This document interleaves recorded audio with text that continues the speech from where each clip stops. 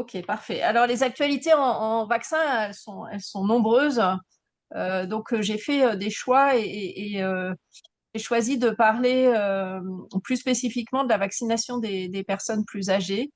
D'une part parce que c'est dans ce domaine qu'il y a peut-être le plus d'innovation, et d'autre part parce que c'est un domaine qui peut-être avait été un petit peu mis de côté, la vaccination s'adressant avant tout à la protection des petits.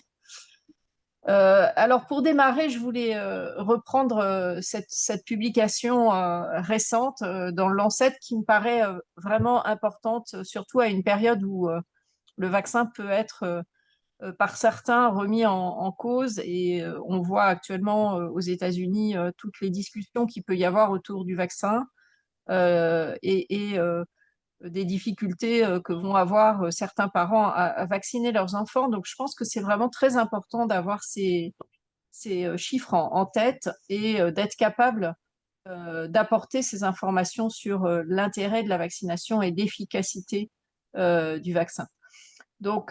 Ces données publiées l'année dernière, en fait, ont repris le nombre de vies sauvées grâce à la vaccination Je depuis la vois. mise en place du programme élargi de vaccination que vous connaissez bien et qui comportait au départ, en 1974, 6 vaccins: diphtérie, tétanos, polio, coqueluche, rougeole et BCG, avec ensuite, au cours des 50 dernières années, des vaccins additionnels qui ont été proposés dans le cadre de ce programme élargi de vaccination, donc l'hémophilus influenza, l'hépatite B, la rubéole, le pneumocoque, le rotavirus, le papillomavirus et le Covid pour ce qui concerne la vaccination de l'adulte. Et puis il y a d'autres vaccins qui vont être implémentés, que sont la vaccination paludisme, l'Ebola ou encore la vaccination choléra. Et ce qui est intéressant dans cette publication, c'est que les auteurs ont évalué donc le nombre de millions de décès évités grâce à la vaccination, donc entre 74 et 2024, donc pour des 50 dernières années. Et vous voyez sur ces résultats, c'est plus de 150 millions de décès évités, et la majorité des décès évités sont des décès évités chez les enfants de moins de 5 ans. Je reviendrai sur la vaccination Covid de façon à part. Et ce qu'on voit sur ce schéma ici, c'est que le vaccin qui finalement est le plus efficace en termes d'années de vie sauvées, c'est la vaccination rougeole, hein, qui figure ici en jaune. Vient ensuite la vaccination antitétanique, puis la vaccination coqueluche, la tuberculose, avec, j'en parlerai pas aujourd'hui, mais beaucoup de recherches pour des vaccins plus efficaces. Et finalement, les autres vaccins apportent évidemment un plus, mais c'est marginal par rapport aux vaccins et en particulier à la vaccination rougeole.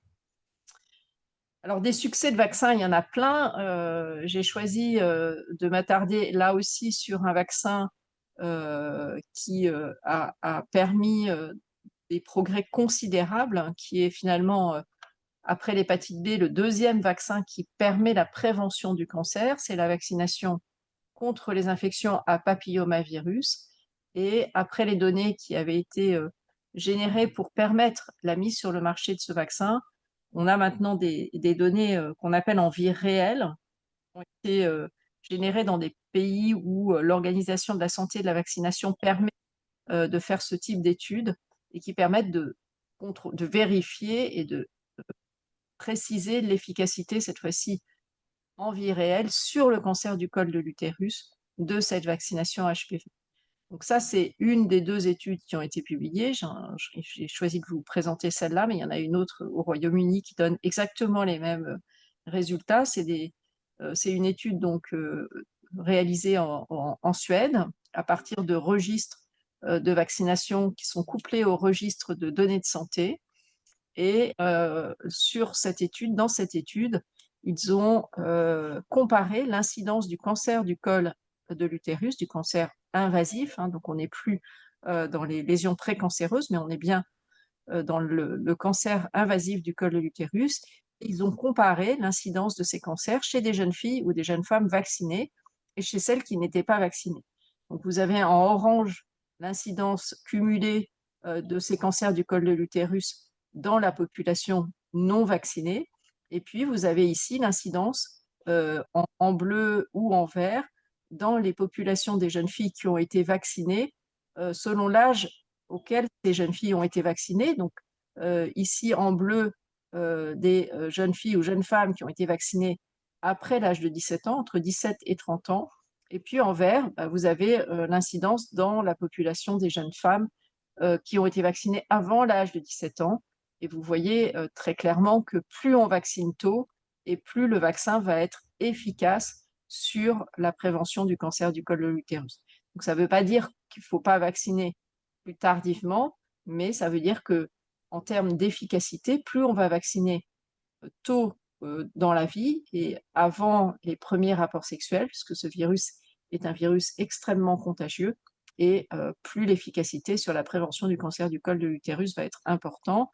Donc ici, en termes de chiffres, on a une efficacité qui est proche de 90% si on vaccine avant l'âge de 17 ans, et une efficacité qui va être de l'ordre de 50% si la vaccination est faite plus tard dans la vie. Donc ces données sont vraiment des données importantes et intéressantes, et je voulais vraiment commencer ces actualités sur ces données d'efficacité qui sont des données qui justifient vraiment les politiques de vaccination. Alors, on ne peut pas parler d'actualité sans parler de la vaccination Covid. Et donc là aussi, on a des chiffres qui sont extrêmement importants, à la fois sur l'excès de mortalité lié à cette pandémie Covid-19. Et vous voyez ici qu'on estime que 2 ans après le début de la pandémie, le Covid était responsable de 18 millions de décès en excès, avec des taux de décès qui avaient été éminemment différents selon les pays, avec en particulier les pays pour lesquels on a eu le plus haut taux de décès, qui sont l'Inde, les États-Unis, la Russie, le Mexique, le Brésil, l'Indonésie et le Pakistan. Ça, c'est les données de mortalité, mais si maintenant on regarde le nombre de décès évités grâce à la vaccination, eh bien, on a maintenant des données qui sont extrêmement importantes et qui montrent qu'au niveau mondial, au niveau international, la vaccination Covid a permis d'éviter 15 millions de décès au cours de la première année de vaccination.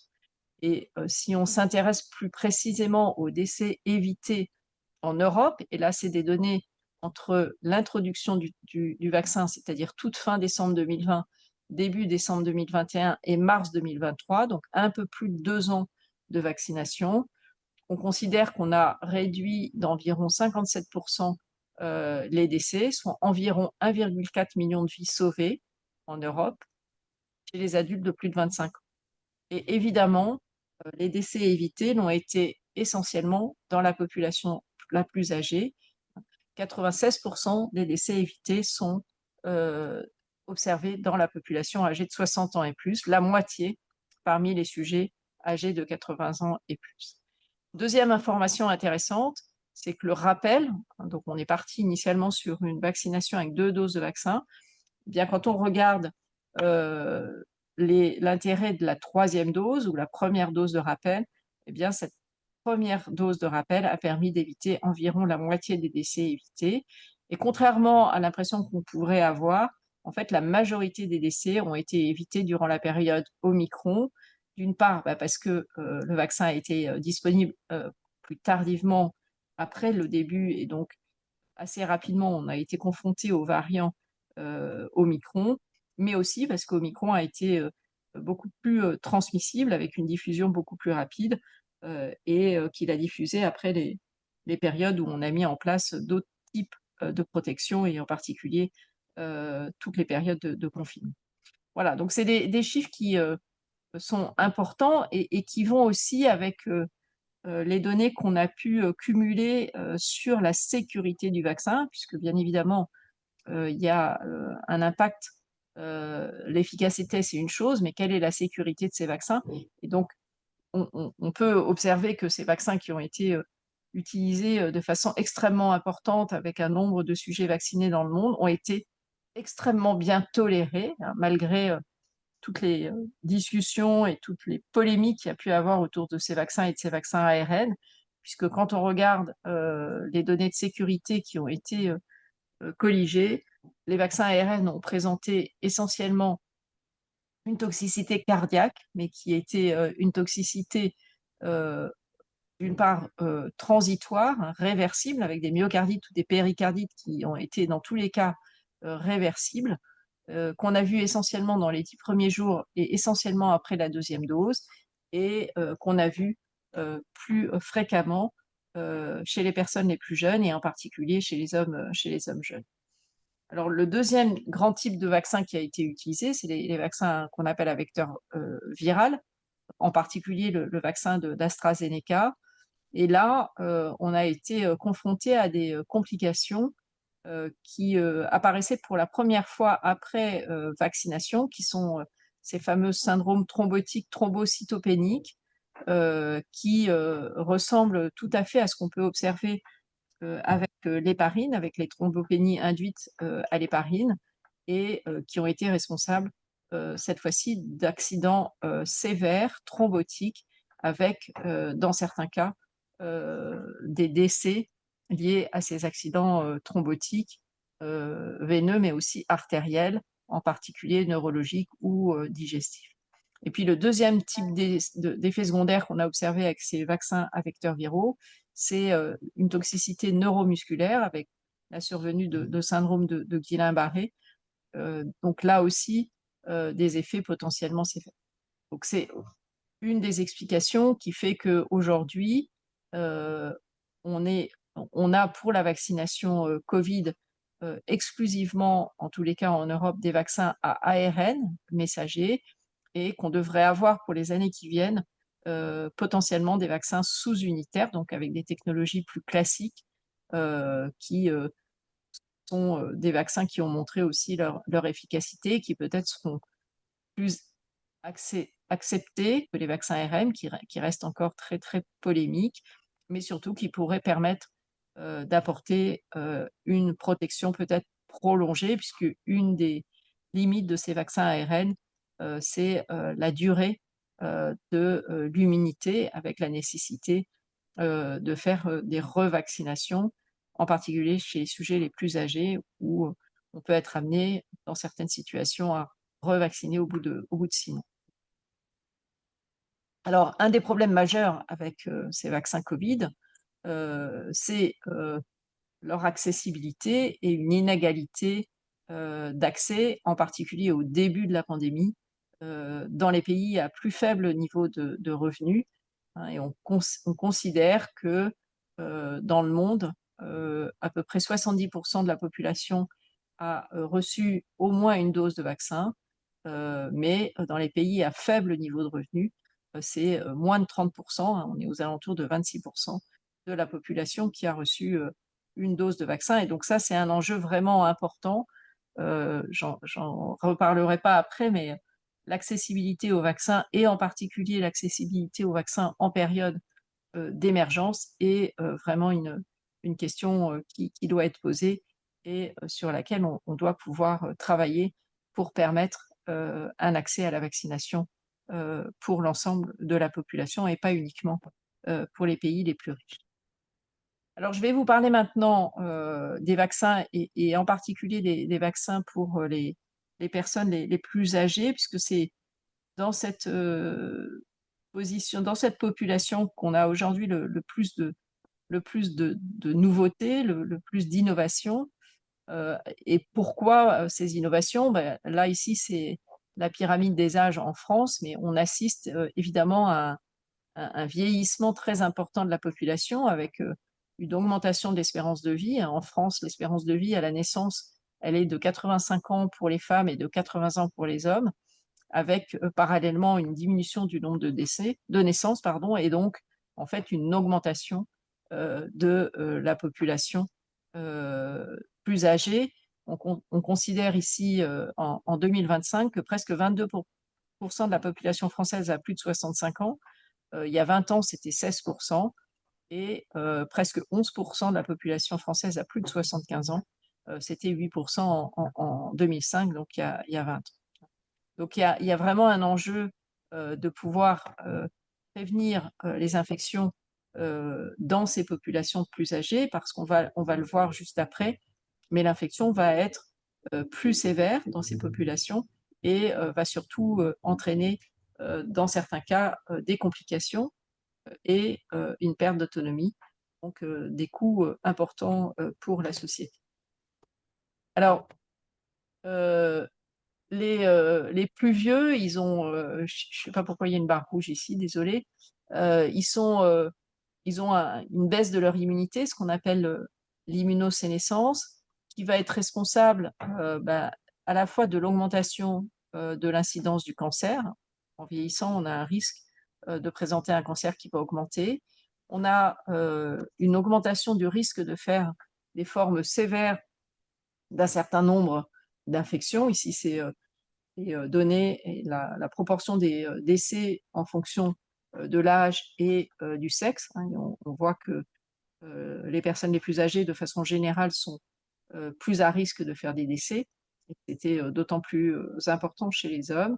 Mais on a aussi une diminution de l'efficacité des vaccins, et ça en raison de l'immunosénescence. Donc, il y a absolument une nécessité absolue de pouvoir protéger ces infections chez le sujet âgé, parce qu'elles sont à la fois plus fréquentes et plus graves, surtout s'il existe des maladies associées. Alors, les maladies associées, c'est les maladies cardiaques, les maladies respiratoires, les maladies neurologiques. Donc ça, c'est vrai pour un certain nombre de vaccins dont je vais parler, le Covid, le virus respiratoire syncytial, la grippe, le pneumocoque ou encore le zona, parce que ces infections vont entraîner chez les personnes plus âgées des décompensations. En plus de l'infection, on va avoir des complications, en particulier cardiovasculaires. Il y a de plus en plus de données dans la littérature qui montrent que d'avoir une grippe, c'est pas uniquement d'avoir une infection respiratoire, mais que ça va entraîner par l'inflammation que va induire l'infection des décompensations cardiovasculaires, avec en particulier des infarctus, des insuffisances cardiaques ou des accidents vasculaires cérébraux. Il y a maintenant beaucoup de données qui montrent que ces complications cardiovasculaires sont souvent induites par l'infection, et toutes ces vaccinations ici, toutes ces infections ici ont été mises en cause dans ces décompensations cardiovasculaires. Et c'est surtout vrai chez les personnes plus âgées ou si elles ont des comorbidités. On peut avoir aussi, après ces infections, une perte d'autonomie. Odile, on a perdu ton écran en fait, juste là maintenant, et je pense que c'est une fausse manip. Tu peux le ré. J'ai rien fait. Non, non, mais je. Alors, je vais arrêter le partage peut-être. Je vais Non, mais je pense que c'est repartager. de ma faute parce que j'essayais de résoudre le problème des traits rouges là et ouais, j'ai dû faire une fausse manip. Donc, D'accord. ça y est, C'est ça a bon l'air. là? Ouais, c'est bon. D'accord. Voilà, et donc la troisième, finalement, le troisième impact de ces infections, et c'est pour ça que le vaccin chez la personne plus âgée est vraiment extrêmement important, c'est la perte d'autonomie chez des personnes qui sont déjà un peu fragiles en raison de leur âge, et qui, à l'occasion d'une infection, qui peut être une infection sans grande gravité, va être responsable de perte d'autonomie. Et ça, c'est des données également qui sont de plus en plus fréquentes et qui montrent l'importance de prévenir les infections chez les sujets les plus âgés. Donc, je vais parler maintenant beaucoup de ces vaccins, en particulier de la vaccination pneumocoque, de la vaccination zona et du vaccin VRS. Alors, on va passer tout de suite chez l'adulte. Donc, chez l'adulte, c'est la première cause de décès au cours d'infections respiratoires chez l'adulte de plus de 65 ans, en sachant que chez l'adulte, c'est essentiellement les pneumonies à pneumocoque qui vont être entraînées par ces infections à pneumocoque, qu'elles soient bactériémiques ou non bactériémiques. Et finalement, les bactériémies sans pneumonie ou les méningites représentent une part moins importante de ces infections chez l'adulte.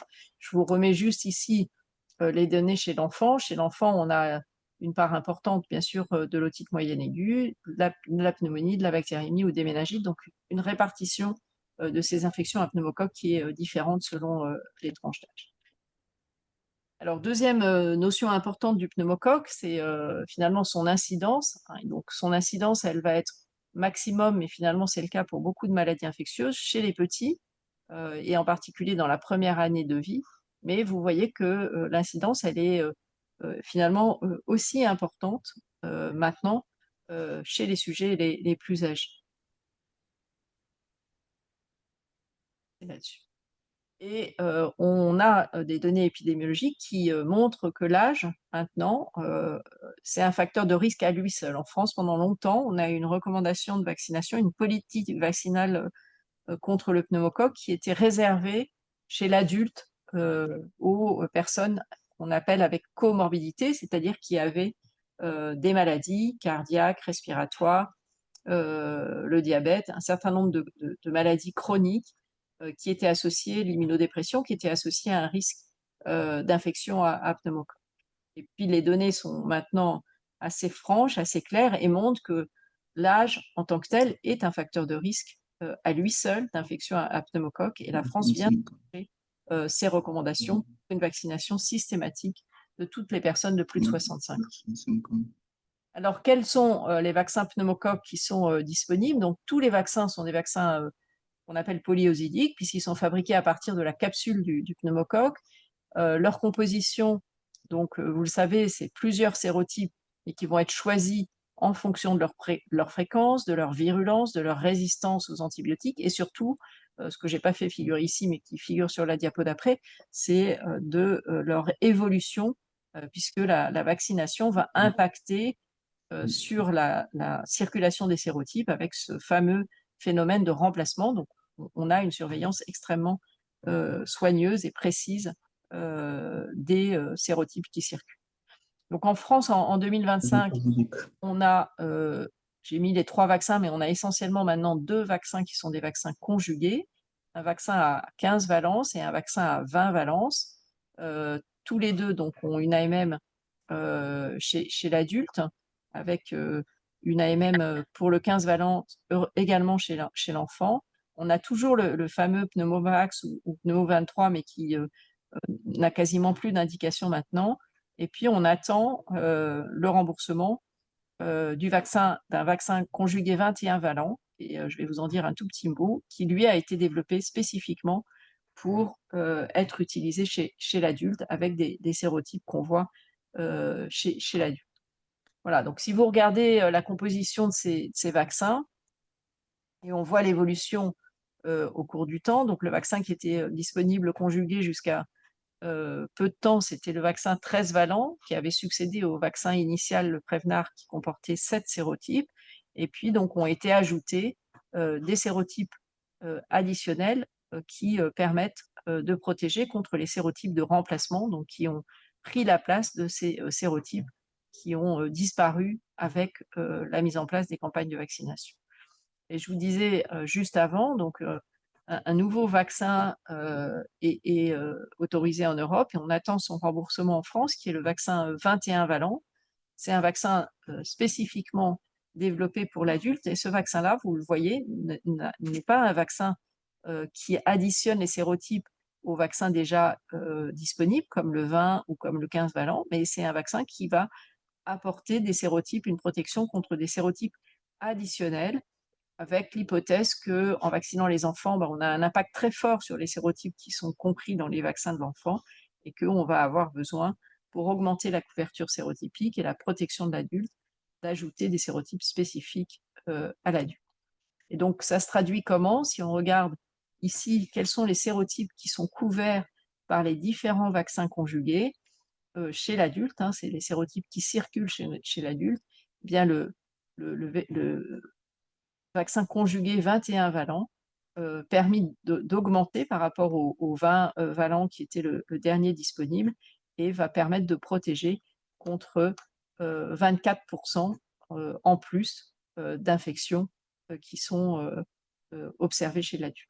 Donc, toutes ces données sont évidemment extrêmement changeantes au cours du temps, nécessitent une surveillance très importante pour connaître les sérotypes qui vont et leur évolution. En France, on a un centre national de référence qui permet de générer ces données et qui permet aussi aux industriels qui développent ces vaccins d'adapter leurs vaccins en fonction de la circulation des sérotypes. Donc, je vous ai dit un tout petit mot juste avant. Donc, en France, donc maintenant, on a 2 changements dans la politique de vaccination des adultes. On a une politique de vaccination qui est de vacciner tous les adultes à partir de 65 ans, quelle que soit leur comorbidité et sans limite d'âge supérieur. Et depuis cet été, on a 2 vaccins, le Prevnar 20, qui est le vaccin 20-valent, et puis le nouveau vaccin dont je vous ai montré finalement ses avantages potentiels en termes de couverture sérotypique. On attend juste pour ce vaccin-là son remboursement. Et puis, on a gardé la vaccination des adultes plus jeunes, donc entre 18 et 65 ans, s'ils ont des facteurs de risque d'infection invasive à pneumocoque. On va passer maintenant à la vaccination Zona. Donc ça fait partie des actualités vaccinales. Là aussi, le Zona, vous connaissez cette maladie, c'est une réactivation du virus varicelle Zona avec lequel on a été infecté quand on était enfant. Et le Zona donc va augmenter, l'incidence va augmenter avec l'âge et directement en rapport avec la baisse de nos défenses immunitaires et va donc pouvoir être responsable essentiellement de douleurs zostériennes, parce que vous voyez en vert ici que les hospitalisations liées au zona sont relativement rares. Donc la gravité du zona, c'est ses localisations, et en particulier ses localisations ophtalmologiques, mais c'est surtout la survenue de douleurs, ce qu'on appelle donc les douleurs post-zostériennes, qui peuvent être particulièrement difficiles à traiter. C'est pour ça qu'un vaccin a été développé donc, dans la population des sujets âgés, mais aussi des personnes immunodéprimées. Je vais en parler juste après. Alors, c'est quoi ce vaccin? C'est donc un vaccin de 2e génération. Jusqu'à présent, on avait un vaccin vivant atténué. On a maintenant ce vaccin sous-unitaire. Donc, c'est un vaccin qui est constitué de la protéine ici d'enveloppe, la glycoprotéine E du virus varicelle Zona, hein, et auquel a été associé un système adjuvant qui permet d'augmenter la réponse immunitaire, en particulier chez les sujets âgés ou chez les immunodéprimés, avec à la fois une réponse cellulaire et une réponse humorale. Et c'est un vaccin qui est particulièrement efficace, puisque vous voyez dans ces données d'essai de phase 3, on a une efficacité sur la prévention du zona qui est supérieure à 95%, et de façon très intéressante, c'est observé aussi dans les populations plus âgées, ce qui fait qu'aujourd'hui, ce vaccin va être recommandé de façon systématique à partir de 65 ans, sans limite d'âge. Deuxième intérêt de ce vaccin, c'est qu'il a une protection qui est très prolongée. Donc pour l'instant, c'est une seule vaccination, c'est 2 doses de vaccin, mais c'est une seule fois, et on n'a pas besoin de rappel avec ce vaccin. Je vais passer là-dessus parce que je vois que le temps passe. Donc 2 doses de vaccin administrées avec un minimum d'intervalle de 2 mois, pas de dose de rappel jusqu'à présent. Ce vaccin est disponible en France et remboursé depuis maintenant presque 1 an, et on peut l'utiliser avec les autres vaccins des sujets âgés. Donc la coadministration est tout à fait possible.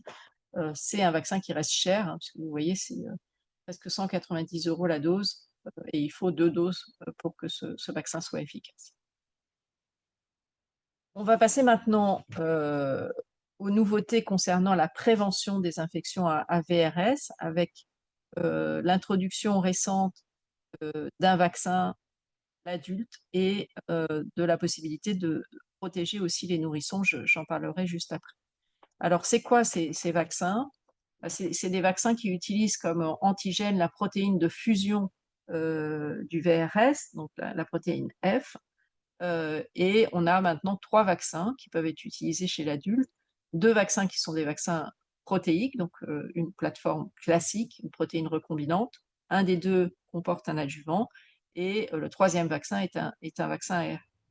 Donc on a des recommandations maintenant depuis plus d'1 an, qui sont de vacciner toutes les personnes de plus de 75 ans, et également de vacciner les personnes de 65 ans et plus, donc entre 65 et 75 ans, si elles ont une maladie respiratoire ou ou chroniques ou cardiaques qui risquent de décompenser en cas d'infection.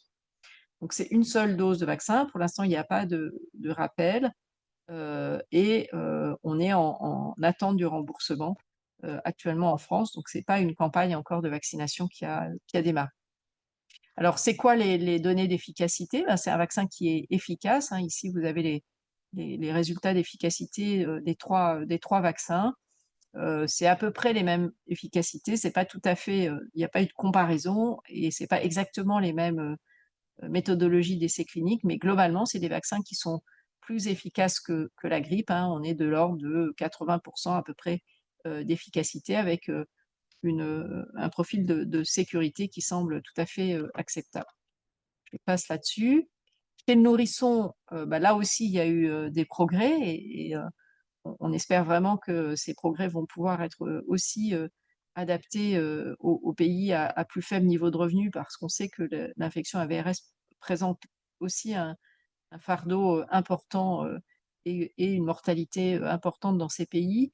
Donc aujourd'hui, on a maintenant deux possibilités de protéger le nourrisson, soit en vaccinant la maman, cette notion d'immunisation maternelle, soit en administrant des anticorps monoclonaux à longue demi-vie au moment de l'épidémie de VRS. Donc les anticorps monoclonaux, c'est le nirsevimab, donc c'est un anticorps qui a été modifié c'est un anticorps humain qui a été modifié pour avoir une demi-vie prolongée de l'ordre d'environ 3 mois. La protection dure à peu près 6 mois. Et puis, depuis l'année dernière, on peut aussi proposer aux mamans de les vacciner pendant la grossesse avec un passage transplacentaire. Vous connaissez bien cette approche-là parce qu'elle est utilisée dans d'autres types d'infections. Et pour l'instant, en France, on n'a pas de recommandation préférentielle. Donc, les mères peuvent choisir. On leur propose le vaccin et celles qui refusent le vaccin, on va proposer d'administrer l'anticorps monoclonal à la naissance de leur enfant. Elles ont chacune des avantages et des inconvénients. Je n'ai pas le temps malheureusement d'aborder tout ça. Et je voulais juste vous rappeler que ça vient en complément d'autres vaccinations en cours de grossesse. Donc en France, on a 4 vaccins qui sont proposés chez la femme enceinte pour prévenir la coqueluche des tout petits. Donc on vaccine la maman au moment, à partir de la moitié du deuxième trimestre, en sachant que ça va être d'autant plus efficace qu'on vaccine avant le début du troisième trimestre. On vaccine donc maintenant contre le VRS, mais uniquement pour couvrir la période VRS, et là c'est plutôt en fin de grossesse. On a une recommandation systématique de vaccination grippe depuis maintenant plusieurs années et ça se fait au deuxième ou au troisième trimestre. En fait, ça se fait au moment de la campagne de vaccination, quel que soit le terme de la grossesse. Et puis, on a jusqu'à maintenant une vaccination aussi Covid qui potentiellement va être remise en question, ce qui a déjà été le cas en particulier au Royaume-Uni. J'ai encore 2 minutes. Je voulais dire un tout petit mot sur les vaccins contre les arbovirus. Donc ici, vous avez les différentes arboviroses transmises par des moustiques ou par des tiques, avec finalement entouré les arboviroses pour lesquels on dispose de vaccins. Donc je ne vais pas parler ni de la fièvre jaune, ni de l'encéphalite japonaise, ni de l'encéphalite attique, mais les actualités sont plutôt autour des vaccins dingues et des vaccins chikungunya. Alors un petit mot sur les vaccins dingues. Donc ça, c'est le vaccin de Takeda, qui est un vaccin qu'on peut dire de deuxième génération et qui donc a montré son efficacité sur les formes documentées de dengue, sur les hospitalisations et sur les formes sévères de dengue. Donc c'est un vaccin maintenant qui a une autorisation de mise sur le marché. Et en termes de construction de vaccins, c'est ce qu'on peut appeler un vaccin chimérique, c'est-à-dire qu'il est construit à partir ici du virus atténué de la dengue 2. Ici, donc, c'est un virus atténué. Et pour être efficace sur les sérotypes 1, 3 et 4, on va introduire dans son génome les gènes de ces sérotypes qui vont permettre d'induire une protection contre ces autres sérotypes. Donc, c'est le vaccin aujourd'hui qui est disponible. Avec ici, vous avez les données d'efficacité qui ont été publiées donc, vous les avez ici en pointillés, c'est les personnes qui étaient vaccinés et en ligne continue, c'est les participants qui ont reçu le placebo. Et vous avez donc en bleu les participants qui étaient séronégatifs pour la dengue au moment de l'inclusion et en rouge ceux qui étaient séropositifs. Donc ce qu'on voit, c'est que l'efficacité est à peu près comparable, qu'on ait ou pas déjà fait une dengue avant la vaccination. Je vais passer là-dessus. Et pour terminer, je voudrais dire un tout petit mot sur chikungunya, parce que ça a fait pas mal d'actualités récentes. Donc, il y a eu beaucoup de recherches pour un vaccin chikungunya, et avec aujourd'hui donc 2 vaccins. Le premier vaccin qui a été disponible, c'est un vaccin vivant atténué qui a été développé par Valneva. Je vais en dire un petit mot puisqu'il a fait l'objet d'une campagne de vaccination à La Réunion, à l'île de La Réunion, donc qui est un territoire français récemment. Et le deuxième vaccin qui vient d'avoir son autorisation, c'est un vaccin à base d'une protéine sous-unitaire, donc un vaccin de type VLP. Voilà, donc le premier, c'est ici le IXCHIQ, donc un vaccin vivant atténué. L'atténuation, elle est obtenue ici par des lésions géniques hein, dans la protéine NSP3 du virus. C'est une seule dose. Et donc, c'est un vaccin qui avait été enregistré sur des données purement d'immunogénicité, comme vous le voyez sur cette diapositive. Donc, l'essai de phase 3 qui avait été conduit aux États-Unis avait permis de montrer que ce vaccin était immunogène, ici qu'on soit chez les sujets de moins de 65 ans ou chez les sujets de plus de 65 ans. Je n'ai pas le temps de vous présenter toute la méthode, mais c'est sur ces données d'immunogénicité que le laboratoire a obtenu son autorisation. Et donc ce vaccin-là a été proposé à La Réunion, qui faisait face à une épidémie de chikungunya très importante, avec un début de campagne en avril 2025. Et très rapidement, en fait, la tolérance du vaccin n'a pas été celle qui était attendue, avec beaucoup d'effets indésirables aigus de type chikungunya. Donc, c'est un vaccin vivant atténué qui entraînait finalement des effets tout à fait proches d'une infection par le virus lui-même. Et surtout, la France les infectiologues et les médecins réunionnais ont été confrontés à des effets indésirables graves, dont 2 décès en cause avec la vaccination. Donc ça a conduit à arrêter la vaccination dans un premier temps chez les plus de 65 ans et de fait, la vaccination s'est quasiment interrompue avec des explorations qui sont en cours pour essayer de comprendre à quoi étaient liés ces effets indésirables. Vous savez que depuis, la FDA a supprimé l'autorisation de ce vaccin. Donc le deuxième vaccin qui a obtenu son autorisation, c'est donc un vaccin de type VLP, donc c'est un vaccin inerte qui n'a pas de capacité réplicative. Il est fabriqué à partir de protéines recombinantes, donc des protéines de structure du virus chikungunya. C'est une seule dose de vaccin. Donc ils ont eu de la même façon une autorisation uniquement sur des données d'immunogénicité. On n'a pas de données d'efficacité avec ce vaccin-là. C'est le même critère de substitution qui a été regardé. Voilà, donc je vais m'arrêter là pour qu'on ait un petit peu le temps pour des questions. J'espère que vous êtes tous convaincus que la vaccination, c'est vraiment un succès, mais qu'il faut rester vigilant, hein. À chaque fois qu'on a un nouveau vaccin, il faut l'évaluer, évaluer son efficacité, évaluer sa sécurité. Le vaccin chikungunya vient de nous le rappeler. Il y a eu de très nombreux vaccins développés au cours des 70 dernières années, mais il y en a encore plein en développement. Je pense que c'est des enjeux en termes de recherche qui sont extrêmement importants. Il reste des problèmes, hein. Je pense qu'on ne peut pas se mettre un voile devant les yeux. Il y a des difficultés d'accessibilité, il y a des difficultés d'acceptabilité aussi, qui nécessitent une formation à la santé, une formation plus intense sur ce qu'est le vaccin, comment ça marche, pourquoi ça marche et quels sont potentiellement les risques de la vaccination. Et puis un meilleur accès pour les pays à plus faible niveau de revenus, ça je pense que c'est vraiment important. Voilà. Et juste un peu de publicité pour terminer. Donc je coordonne avec un collègue pédiatre qui est Emmanuel Grimprel, un DU de vaccinologie et prévention des maladies infectieuses qui est disponible soit en présentiel, soit en visio, hein, c'est en fonction des possibilités des étudiants. Donc, si vous êtes intéressé par la vaccination, vous êtes les bienvenus. En tous les cas, on peut tout à fait étudier votre candidature. Voilà, merci beaucoup, Pierre. C'est moi qui te remercie, Odile. C'était du billard de commencer par toi, ce genre de webinaire. Il y avait plus de 150 personnes connectées, mais sans doute beaucoup plus, parce qu'il doit y avoir des endroits où c'est des salles avec du monde. Si tu veux, pour ton DU, n'hésite pas à en mettre dans le chat le lien pour les gens qui voudraient au moins le lien vers le site pour se connecter, peut-être, ou pour s'inscrire. D'accord, je vais le faire. Et sinon, on a reçu quelques questions, alors je vais te les lire rapidement si tu veux. Il y avait une question sur les schémas du Prévenir 20, mais qui a été répondue dans le chat, qui disait que pour l'instant, on fait une seule dose et puis on ne sait pas trop ce qu'on fera plus tard, hein. C'est bien ça, tu Tout confirmes? à fait, tout à fait.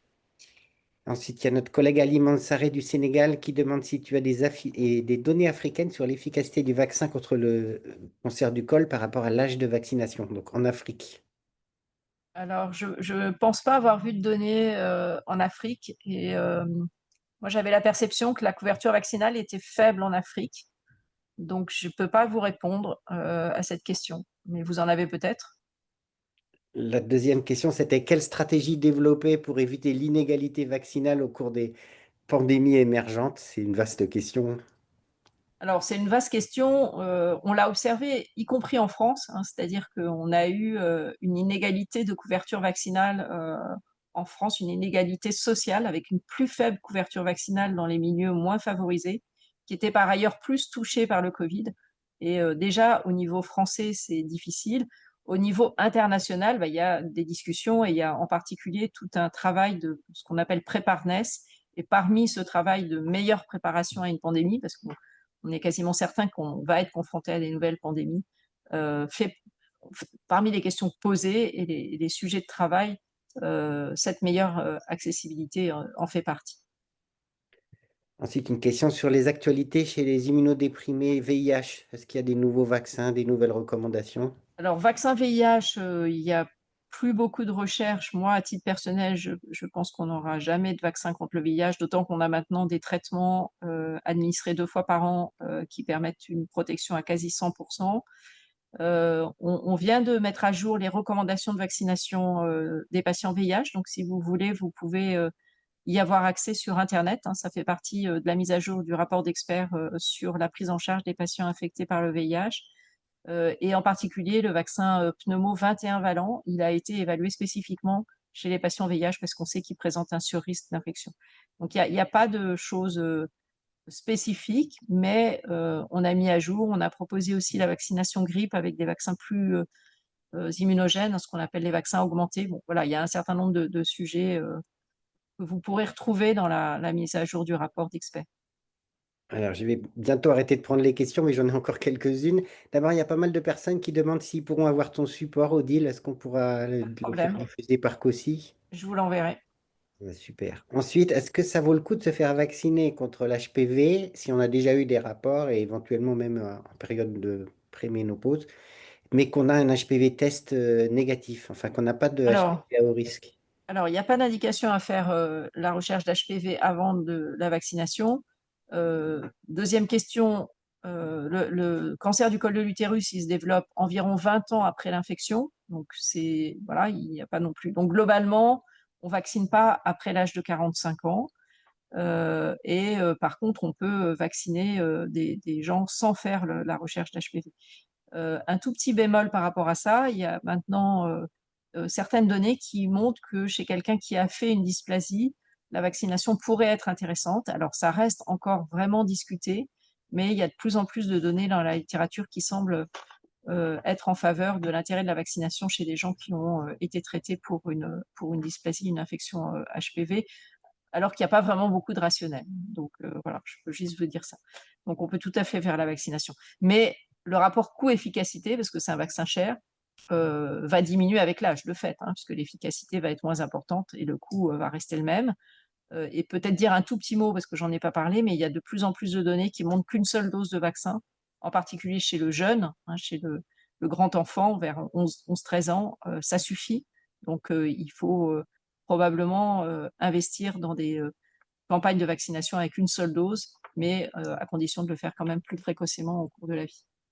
Et la toute dernière question, qui est assez pratique, il y a eu un papier dans le JAMA 2024 qui parlait du risque majoré de faire un zona ophtalmo dans les suites de la vaccination Shingrix. Qu'est-ce que tu recommanderais à quelqu'un qui a fait un zona ophtalmique récent? Alors nous, la recommandation, c'est de garder un certain délai, c'est d'attendre au minimum 1 an avant de vacciner quelqu'un qui a fait un zona ophtalmique. Parfait. Ben écoute, Odile, vraiment merci beaucoup. On t'aurait écouté des heures, mais Il n'y a pas de quoi. Je vais envoyer le lien pour s'il y a des participants qui sont intéressés par le DU. et tu verras dans le chat qu'il y a beaucoup de gens qui ont apprécié ta présentation aussi. Alors, merci Pierre. De rien.